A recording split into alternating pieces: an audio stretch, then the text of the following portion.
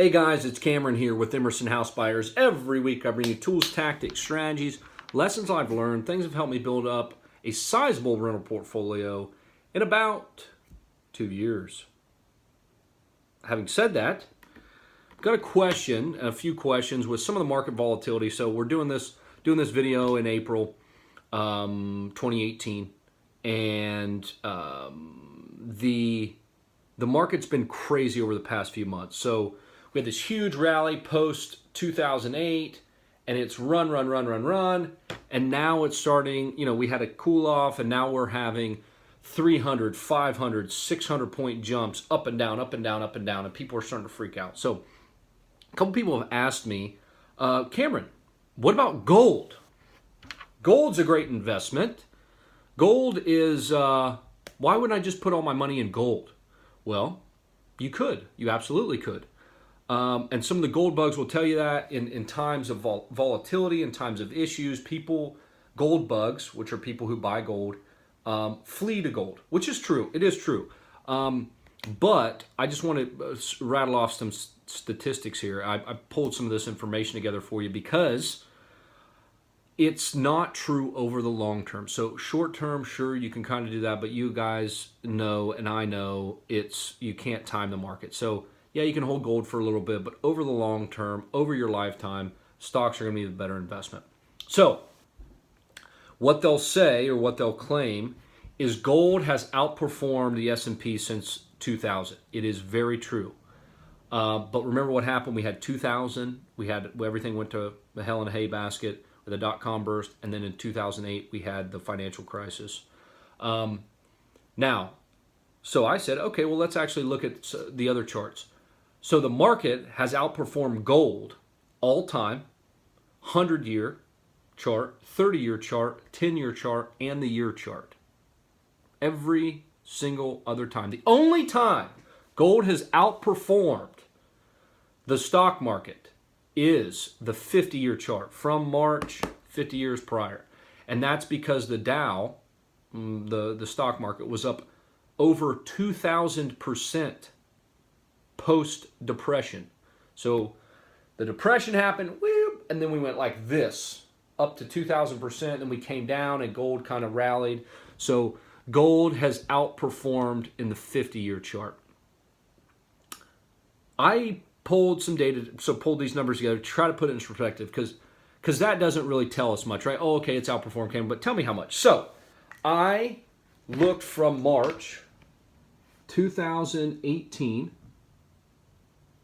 to October 1st, 1895. So we have silver, gold, the S&P 500, and the Dow. Now, silver, I want you guys to guess what these are going to be. I'm going to write them down for you here. And I want you to guess what you think they're going to be. How much do you think over that time period from October 1st, 1895 to March 2018, how much do you think each classes went up?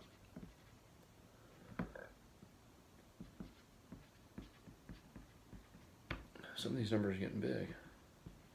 So that's over, that's 100, almost 100, that's 110, 100, over 120 years. Okay, here we are. Drum roll. Whatever.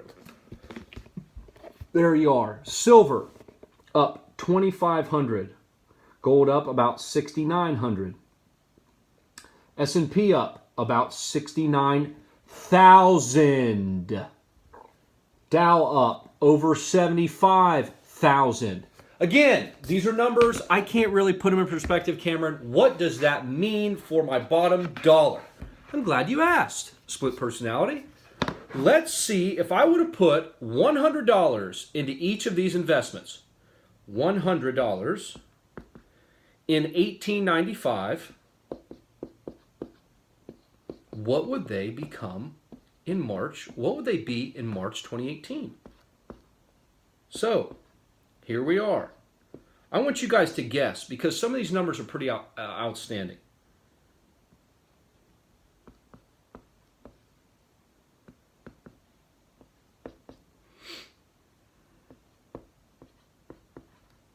And these could be slightly off, but for the most part, these are pretty smack dab on.